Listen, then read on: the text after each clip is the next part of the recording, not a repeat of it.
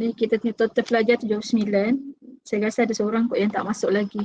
Saya tak sure lah yang mana satu, tapi kita tak boleh nak tunggulah sebab kelas untuk etika ni 2 jam. Jadi 2 jam tu sekarang ni masa cepat berlalu kan. Jadi kita kena kita kena teruskan kelas.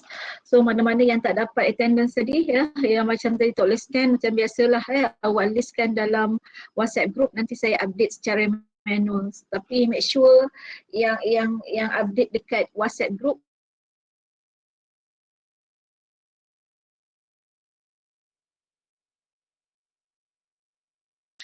untuk dia ni lah isi. So etika macam saya kata tadi ni berkaitan etika lah jadi benda-benda tu saya tak boleh nak kawal lah takkan saya nak paksa awak juga kan untuk ngaku ataupun tak ngaku lah siapa yang hadir.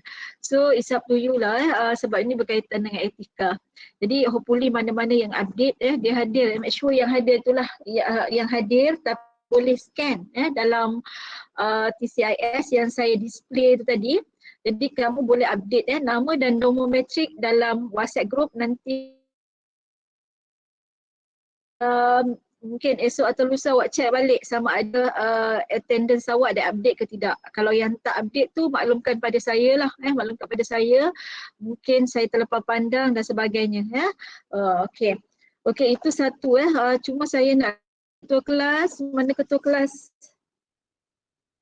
Nama senarai nama dah siap belum? Senarai nama untuk grup. Dah buat. Mana ketua kelas? Adeli Adeli buka kamera Adeli. Nama saya panggil buka kamera.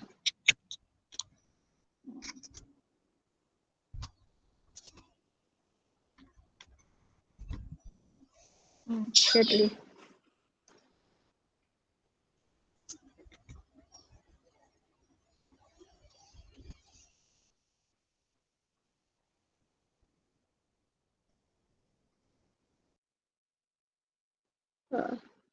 Suara saya ke suara Adli yang problem ni? Hello, dengar? Dengar. Adli punya suara tak dengar. Tak dengar doktor? Ada sesiapa yang dengar? Okey, baru okey. Kita dengar. Saya tak tahu lain Adli ke ataupun lain saya yang problem ni. Okey, teruskan. Okey, Sana doktor? Okey, dengar suara awak. Teruskan. Untuk tu dah ada kan? Dah ada apa yang grouping tu grup. Dah buat dah belum? Dah buat. Yang saya hantar kat doktor semalam. Okey, tu total pelajar buka ke? Boleh. Awak buka terus dan kemudian diorang dah tahu ke belum? Belum. Okay, belum boleh display, nanti kita tengoklah siapa kan share dulu. Saya bagi dalam 10 minit lah untuk share Okay, so nanti make sure diorang ni bila dah tahu nanti kita akan pilih tema okay. Tema nanti kalau tak sempat nanti kita buat dalam grup lah, WhatsApp group nanti kita update. Okay, right, silakan.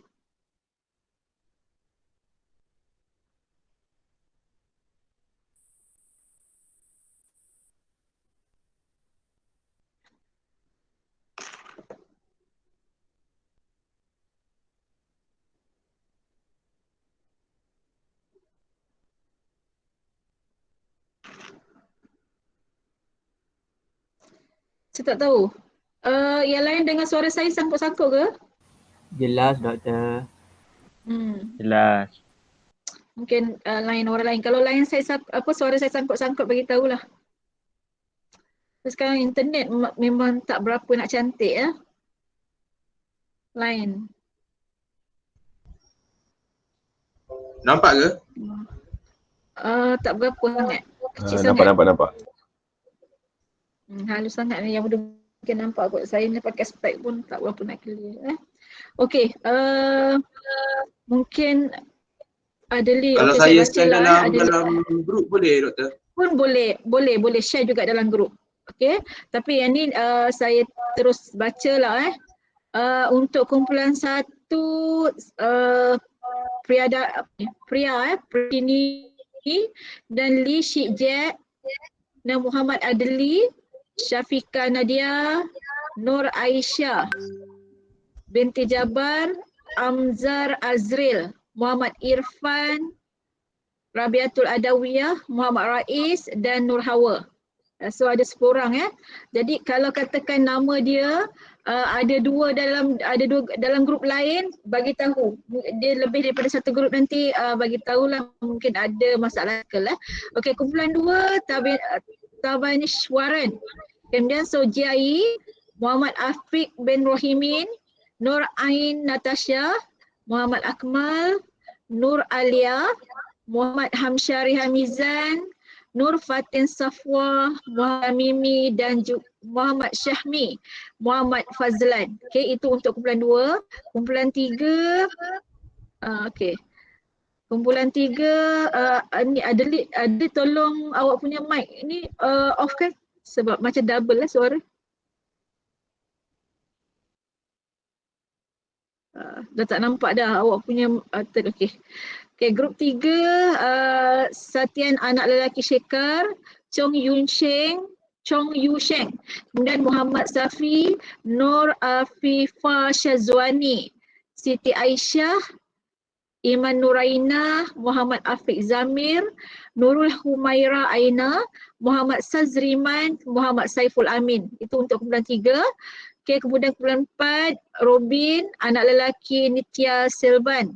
Okay, kemudian Louis Tang Shi Yuan, okay, Muhammad Hafizi bin Suhaizan, Mastura Najihah binti Salman, Nur Irdina Izzati binti Salim, Muhammad Hamis Azim bin Nur Azam, Muhammad Rafiq bin Bujang, Muhammad Idham Izzuddin bin Ibrahim, Nur Aisyah binti Rusli, Nurain Aslinah binti Azmi. Itu untuk kumpulan 4. Okay, kumpulan 5. Okay, kumpulan 5, Pawitra, anak perempuan Yurutiran. Kalau saya salah pronounce, sorry ya. Okay, Ti Heng Yu, Aiman Nasruddin bin Muhammad Adha, Muhammad Akmal Hakim, Aina Irdina binti Rosni, Nur Hashimah Nadira, Muhammad Haris Razik, Nur Afrina Asila, Muhammad Fakrul Aiman bin Rosdi, Kufatin Anati binti Juha. Okay, itu untuk kumpulan 5. Okay, kumpulan 6, Dini Syaran, Li Zing King, Nur Aisyah Syafirah binti Zulkifli, Nur Syahili Mansur binti Muhammad Mansur, Muhammad Haziq Rifki bin Hassan, Muhammad Afiq bin Lid, Muhammad Hilman Hakimi bin Abdul Rasid, Muhammad Amirul Farid bin Muhammad Zaid, Ahmad Nashrif bin Rosli dan Haris Haikal Haq bin Hizir. Itu kumpulan 6. Okay, kumpulan 7. Okay, kumpulan 7. Dia ada berapa grup ni? 8 Kumpulan 7, Pajwin Pura, anak lelaki Mutusami, Benjamin Hu Hauzian, Muhammad Fauzan bin Abdul Wahid, Siti Nur Fatihah binti Abdul Ghani, Muhammad Akil Fik bin Muhammad Fazli, Muhammad Firdaus bin Romli, Afika Kharul Firza binti Ghazali, Siti Nazirah binti Samuri, Muhammad Faid bin Bisarum, Muhammad Aiman Hakim bin Ramli. Okey, itu kumpulan 7 dan kumpulan yang terakhir rasanya. Okey, kumpulan 8. Okey, si Warjun anak lelaki kanan, Afika Dayini binti Mazlan Eng. Kemudian DG ni apa ni? Dayang ke apa? Okey, Khadra Bina Niswara. Nama dahsyat ni. Okey, binti Datu Zainal, Muhammad Syahrul Asraf bin Yunus, Nurul Syifa Abdul Halim, Muhammad Syakir Ali bin Samsudin, Muhammad Zulhisham bin Abdul Ghani, Akmal Aizat bin As'ari dan Muhammad Afif bin Samsudin. Itu kumpulan 8. Rasa itu je kan Adli ya? Itu saja Adli ya? Tak ada lagi kan kumpulan? 79 total. Okey okey, itu kumpulan awak. Okey, maknanya dia ada 8 grup, dan satu grup 8 orang kot 8 orang dan mungkin ada 9 orang ya. Okey, yang mana nama dia tak ada atau nama dia ada 2 tempat mungkin. Okey, mungkin bagi tahu dekat Adli lah, nanti Adli update ya. Mungkin ada yang tak dia baru masuk mungkin dia baru masuk atau dia baru join kelas ni, dan nanti awak update dekat Adli. WhatsApp personal dia pun okey, lagi bagus lah. Jadi dia tak ganggu. Okey, untuk bila kita dah ada grup ni, last week kita dah bincang berkaitan dengan tugasan. Pada saya tugasan sangat penting lah sebab dia membawa markah yang sangat besar pada kamu. Jadi memang kita akan sentiasa every week mungkin kita akan sentuh sikit lah pasal tugasan. Okey, yang tu nanti untuk pemilihan tema ya. Pemilihan tema nanti saya ingat kita buat, tak perlu buat dalam kelas lah sebab dia ganggu kan. Jadi kita akan undi selepas kelas nanti kot. Selepas kelas nanti kita akan undi kalau sempat dalam kelas, kalau tak mungkin dalam WhatsApp group. Nanti Adli akan update lah tema-tema, dan nanti salah seorang wakil, kalau kamu dah ada geng-geng tu kan, dah ada geng, mungkin awak dah WhatsApp group, lantik ketua grup lah, ketua grup seorang, dan ketua grup tu akan pilih lah. Kalau tak ada ketua lagi, siapa-siapa je wakil daripada kumpulan tu, pilih awak punya tema. Tapi pada saya, better awak form grup dulu untuk pilih untuk awak tadi. Okay, right? Dia lebih memudahkan awak lah kan, dan lantik seorang ketua lah. Dan bila dah ada grup, saya rasa baru kita undi kot Adli ya. Kalau sekarang ni macam kelagabut lagi ya, mungkin awak tak kena grup awak, mungkin nak kena bincang kan. Pada saya awak form grup, ya esok mungkin kita dah boleh undi tema kot sebab kita awak lah kan. Walaupun awak bercuti, saya rasa masih lagi boleh boleh lagi undi. Yang penting hari ni awak kena bentuk awak punya grup masing-masing. Okey? Setuju tak semua? Setuju doktor. Ya? Setuju doktor. Okey ya. Alright. Dia lebih mudah lah. Dia jadi tak kacau sangat dalam ni. Okay, kan kejap lagi kalau nak undi ni dia makan masa. Dia take time kita lah. Nak undi, nak tu awak pun nak kenal. Takkan wakil nanti dia macam unfair pula pada yang lain-lain tu kan. Okey, saya ingat kita teruskanlah untuk kita punya kuliah pada hari ini. Sekejap saya baru nak cari slide etika ni kat mana tu. Sekejap.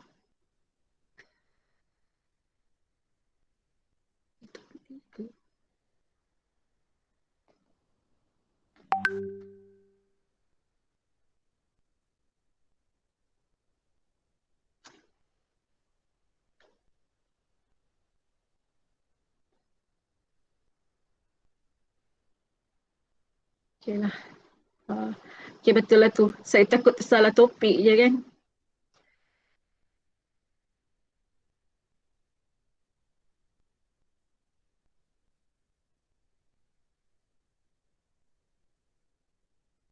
Okey.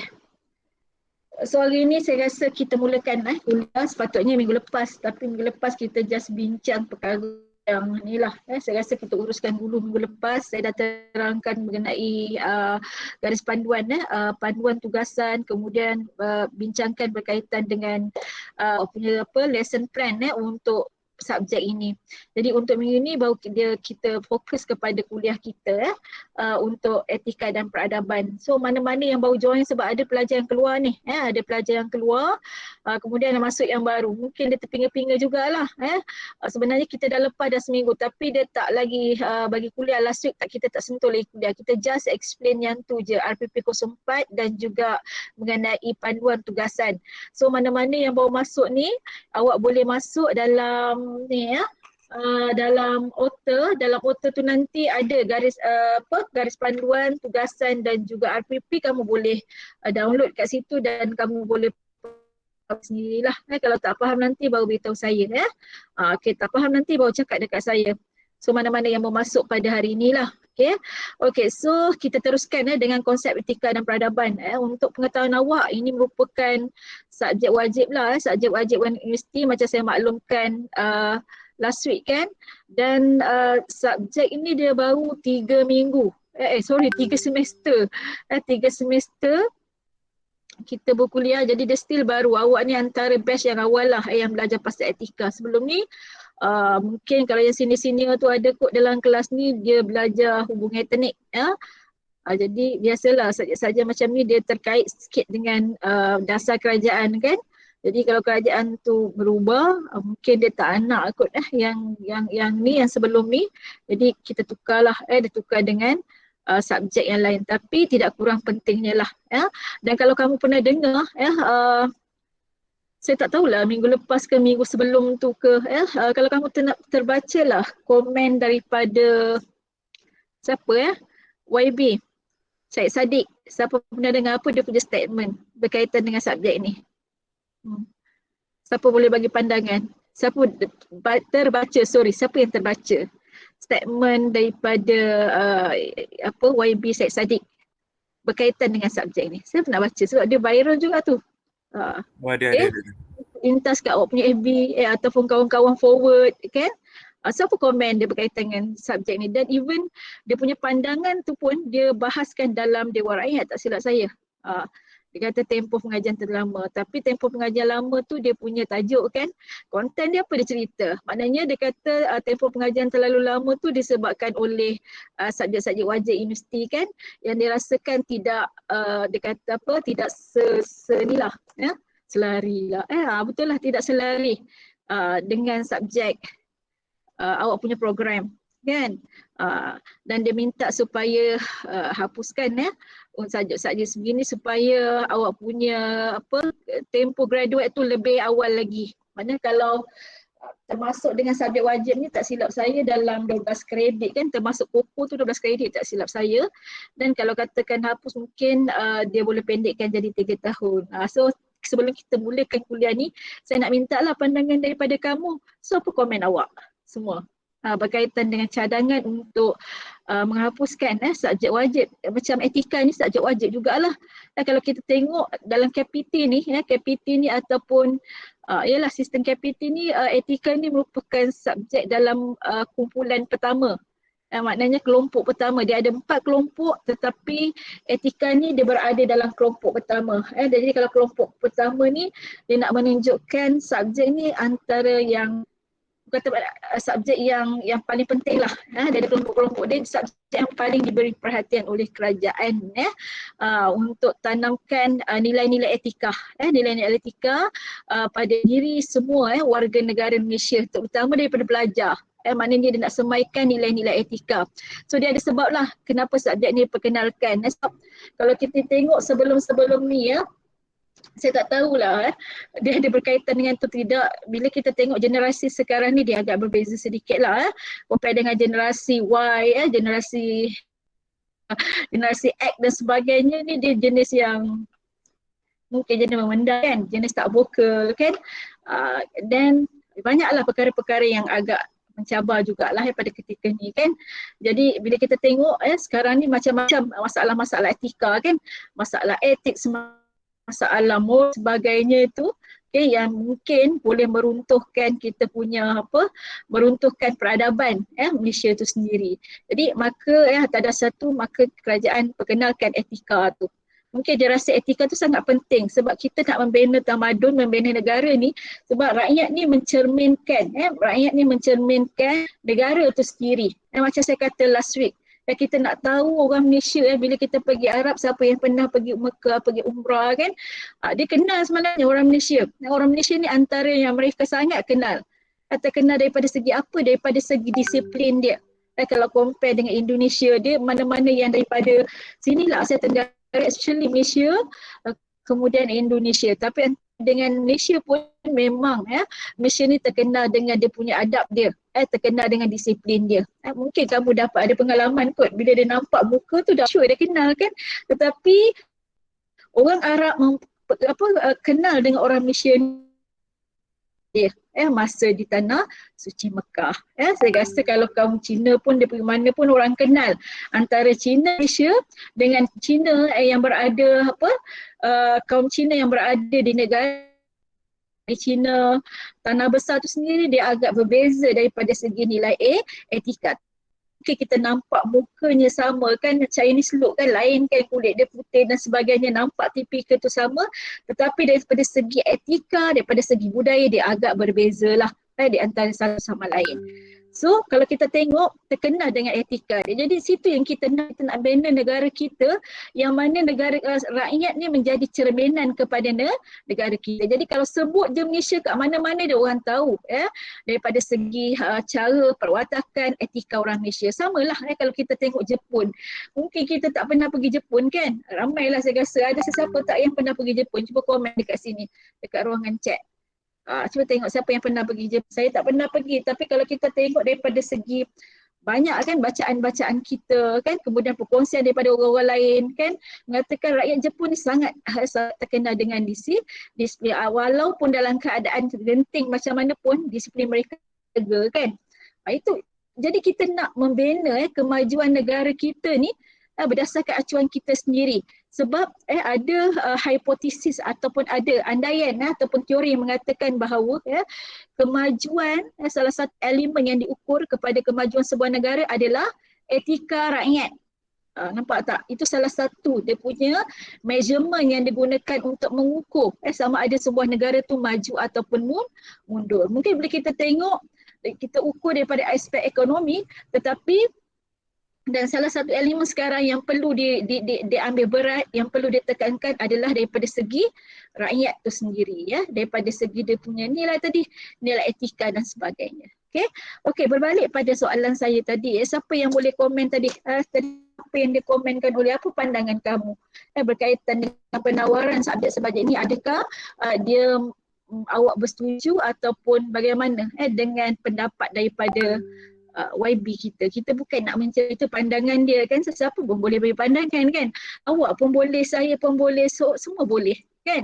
Jadi sama ada kita bersetuju ataupun tidak bersetuju tu tak jadi masalah. Bagi saya bila kita tidak bersetuju tu tak berarti kita menyampah kat dia, kita benci dekat dia. Itu pandangan dia, itu hak dia nak bercakap, betul. Dan kita juga mempunyai hak kita untuk bercakap dan bersuara dan memberi pandangan. So saya nak tanyalah beberapa orang dalam kelas ni, apa pandangan kamu tentang orang kata pandangan dia, cadangan dia untuk supaya subjek-subjek wajib ni dihapuskan bagi mengurangkan tempoh penggajian kamu. Okey, dan siapa nak bagi pandangan? Saya ni sebenarnya pagi ni ada program kan, program Maulidi Rasul. Kamu tahu tak hal ni? Di universiti di masjid di Pusat Islam kan. Jadi saya baik dekat okey. Saya punya dekat saya ni ada dua kan dekat saya kat office. Jadi ada desktop tu patut kiri kanan saya terpaksa pandang. Dia macam menarik nak dengar sana, nak bagi kuliah, tapi nak macam mana kan? Kehidupan mesti diteruskan. Okey, so siapa beri pandangan? Awak jangan takut-takut. Kalau awak setuju dengan, it's okay. Saya tak ada nak marah, saya nak tengok, saya nak mak siapa yang cakap ni. Okay, even saya mengajar subjek wajib, so saya nak dengar lah pandangan daripada kamu kan. Apa pandangan kamu? Saya dulu belajar 4 jam, 4 jam sorry, 4 tahun. Masa batch saya dulu saya selalu 3, sampul 3 tahun 1993 saya degree, first degree kan. Memang 4 tahun, tu batch-batch sebelum semua kebanyakan 4 tahun belumlah kecuali kalau program medics kan, perubatan tu memang dia makan masa 5 tahun kan, itu normal. Tapi dia ada satu ketika selepas 4-5 tahun selepas saya graduate, saya bukan 4 tahun, lalu 3 tahun graduate, dia dah kurang kepada 3 tahun pula kan. Bila 3 tahun tu pelajar stres kan, sebab dia orang terpaksa kompres kan dia punya subjek itu kan dalam tempoh 3 tahun. Jadi budak pun dah tak nak mampu kan, belajar pun TAP masa semester break pun terpaksa cover subjek-subjek kan. Jadi ada yang mungkin sekolah ada juga yang stres. Mungkin kalau subjek yang biasa-biasa dia okey kalau dia kompreskan, tapi kalau subjek macam kamu kan engineering kan, kemudian medik, awak bayangkan medik tu dikompreskan jadi 3 tahun. Saya tak tahulah yang terhasilnya tu jadi apa kan. Dia terpaksa kompreskan. So dia ada masalah sebab pernah kerajaan cuba untuk buat 3 tahun tapi tak berjaya. Dia patah balik kepada 4 tahun dan sehingga hari ini dia kekal 4 tahun program ni lah subjek-subjek wajib, bukan subjek wajib, program-program ni lah akademik dia pernah cuba dan setakat ni kita tak ada lagi lah untuk degree 3 tahun. Kalau 3 tahun pun saya tak tahulah kat universiti lain. Okay. So berpatah balik patah balik soalan saya tadi. Siapa boleh komen? Tak setuju.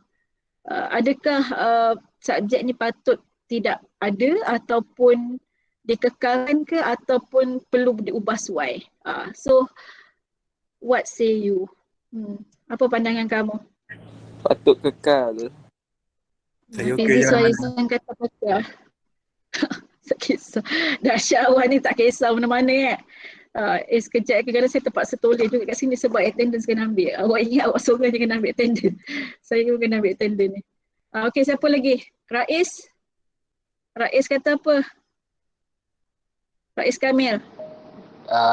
Bagi saya subjek etika kerana Etika ke, tak kisahlah, kenegaraan ke, pengajian Islam ke.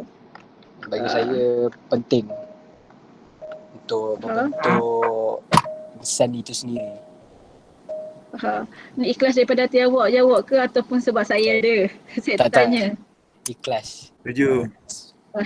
Sebab kalau Okey. tak belajar, sebab kalau tak belajar, orang tu sendiri takkan dapat dari mana-mana. Kecuali kalau dia sendiri yang cari. Dia sendiri yang cari ya. Okey, good idea Rais. Itu pandangan Rais ya.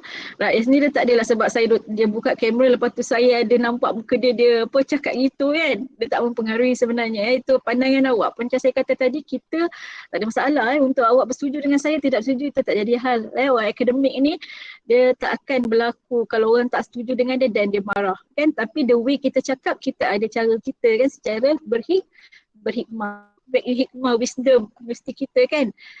Okay, wisdom. Okay, secara wisdom berhikmah lah. Maksud dia bila kita tidak bersetuju dengan seseorang kan. Okay, so siapa lagi bagi pandangan sebelum kita start daripada subjek ni kan. Manalah tahu, saya kan tahu apa awak punya hati awak macam mana kan. Okay, kalau tak, okay siapa lagi? Syakir Syakir cakap apa Syakir? Saya setuju. Setuju apa? Saya tak kisah Data. Jadi kalau ada pun boleh, kalau tak ada pun tak apa. Tak ada masalah tak ganggu. Jadi itulah dia kata tak kisahlah belajar dia sungguh-sungguh lah, maknanya jenis tak apa Syakir dia tak berapa kisah sangat bukan tak kisah ada tak ada pun okey kan. Yang penting belajar Okey, sekejap nanti kejap saya sorry saya kadang-kadang terganggu juga ni. Sekejap saya ambil attendance sekejap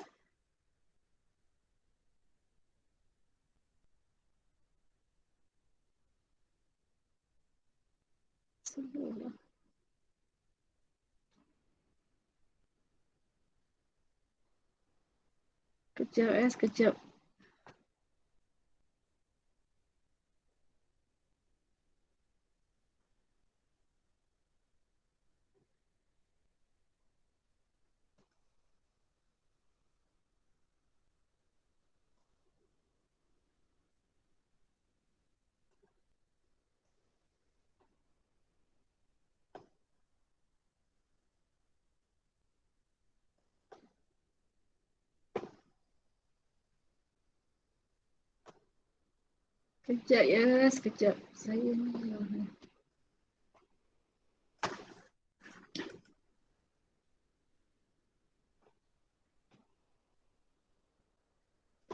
Okey. Sorry sebab yelah dia bila aktiviti ni memang kadang-kadang dia wajib macam awak lah kan masuk kelas. Saya pun program-program ni memang kena wajibkan. Okey, kita patah balik kawan Syakir kata dia tak kisah mana-mana tapi dia sebenarnya pada saya lah walaupun dia bukan subjek teras kamu tetapi dia sebagai value added lah value added kadang-kadang kita ni bila selalu kena mengingati lah mungkin kamu belajar sekolah rendah kan berkaitan dengan etika ni cikgu ajar kan macam mana nak berpakaian kemas, kemudian kena berambut pendek kan, kena pakai stokin dengan kemas dan sebagainya kan, itu peraturan sekolah dan peraturan sekolah tu merupakan etika. Tapi once kamu masuk universiti dia agak longgar sikit daripada segi etika berpakaian dan sebagainya kan, ada etika dia tapi dia masih lagi bergantung pada dia bukan macam sekolah kan cikgu tunggu kat depan pintu pagar kan, tunggu kamu tengok cek rambut kamu panjang ke tak panjang, tengok kamu pakai tie ke tidak kan, kemudian kamu tu ke tidak. Sekejap ya Allah, sekejap main dia teruk sangat sekarang hari ni.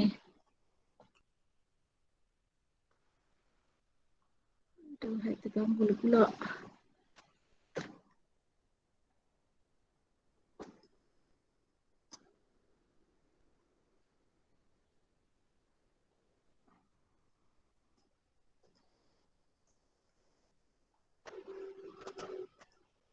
Okey dah. Okey. So kalau kita tengok pada saya lah, bukan saya nak menangkan sebab saya mengajar subjek ni, tapi pada saya benda tu tak patut dikacau lah, maknanya diperkukuh. Subjek-subjek ni walaupun kamu ni daripada bidang-bidang yang beza, tetapi dia perlu untuk terapkan nilai-nilai yang KI ni, kemahiran insani pada diri kamu. Dia sebagai value added. Tapi pada saya benda tu boleh dibawa sebenarnya. Dia bukannya asing saya rasa daripada program awak, tetapi perlu ada. Wah, benda ni mungkin tak nampak lah sekarang, tapi bila kamu dah bekerja, contohnya etika ni kan, etika ni sangat penting lah untuk kamu bila kamu bekerja nanti.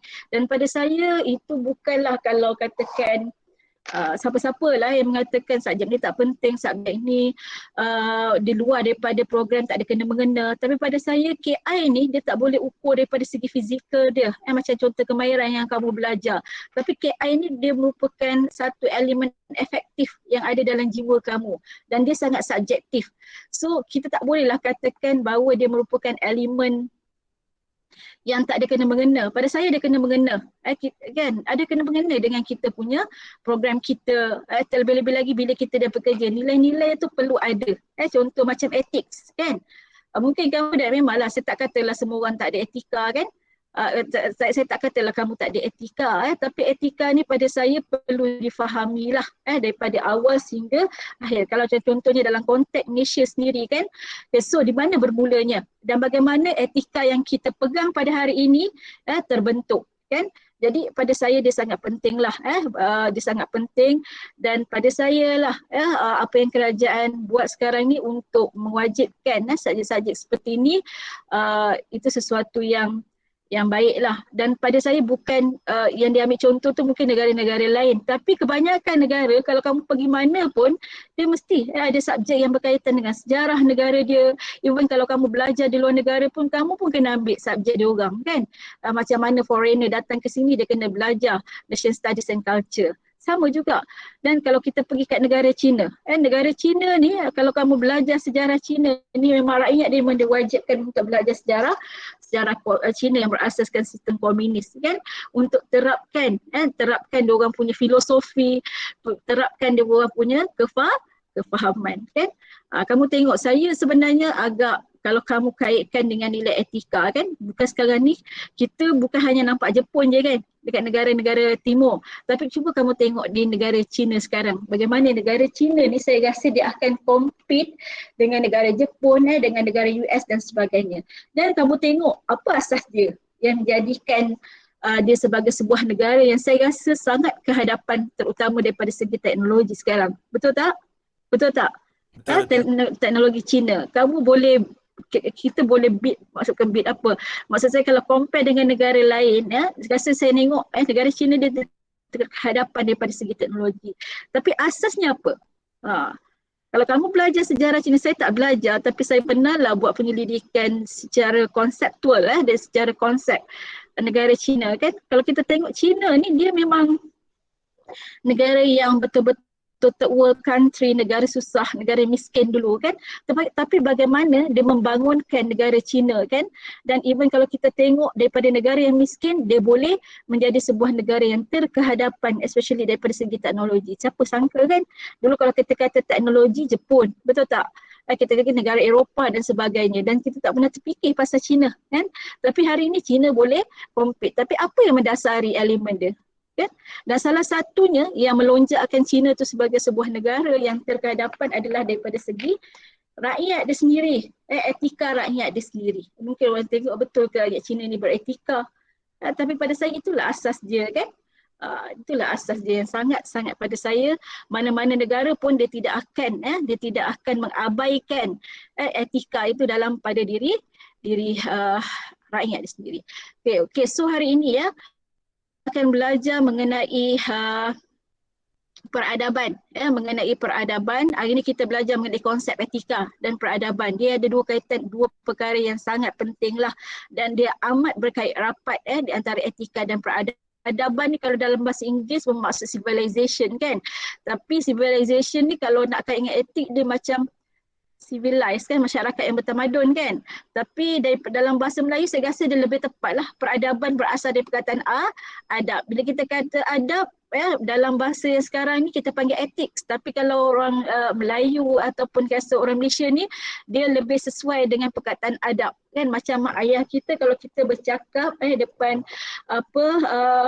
bila orang tua bercakap kita mencelah kan, dia kata kita ni kurang adab, betul. Bila kita cakap bersuara tinggi, mak bapak kita cakap kita ni kurang adab, betul tak? Jadi etika dengan adab, mungkin ethics ni dia more kepada words yang terkini lah. Peradaban ni memang daripada dulu, especially kalau orang Melayu ni dia memang sangat-sangat mengguna perkataan adab berbanding dengan ethics, betul tak? Takkan mak kita kata kau ni tak beretika kan, tapi selalu mak kita ni jaga adab kamu kan, jaga adab kamu, terutama sekali kalau anak-anak perempuan kan, adab tu jaga kan, kelakuan tu jaga bila depan orang tua kan, selalu dia sebut. Dia tak pula sebut etika tu jaga bila bercakap dengan orang tua, jangan bersuara tinggi dan sebagainya kan, dia tak kata gitu kan. So etika dan peradaban ni memang sangatlah signifikan dia mempunyai correlation atau hubung kait yang sangat signifikan lah So hari ini kita akan bincangkan sebelum kita bergerak dalam bentuk yang applied, maksudnya daripada segi ethics yang dari segi amalannya, terlebih dahulu kita akan bincang berkaitan dengan konsep itu, apa maksud etika dan apa maksud peradaban. So dalam konteks negara kita ni, kita tengok kan Malaysia itself kan, Malaysia saja, tapi kita nak membangunkan membangunkan tamadun tu bagaimana. Jadi tamadun ni bukan diukur daripada segi macam saya kata daripada aspek politik, daripada aspek sosio-budaya kan, daripada terutama sekali daripada aspek ekonomi, tetapi etika ni juga merupakan salah satu cabang peradaban, cabang untuk melihat maju mundurnya sebuah peradaban. Okay, so kalau kita tengok sinopsis ni dia macam tak berapa nak faham sangat kan.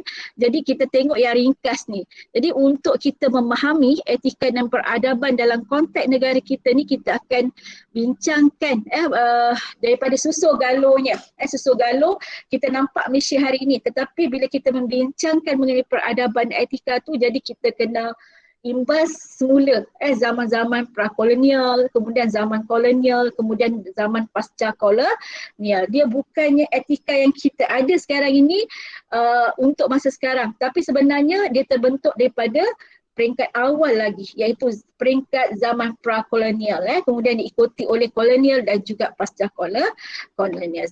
So itu daripada segi dia punya inilah susur galur etika dan peradaban. Okay, untuk prakolonial ni pula kita akan fokus, saya tak rasalah saya nak bincang secara detail sebab kebanyakan kamu ni tahulah dah banyak kali dah masa form 6, form 5 dan sebagainya form 6 lah, form 5 sekolah rendah kan, kita asyik bercakap pasal sejarah kan, dan even kalau siapa yang ambil kenegaraan pun kita bercakap lagi pasal sejarah, masuk kelas etika ni pun cakap juga pasal sejarah.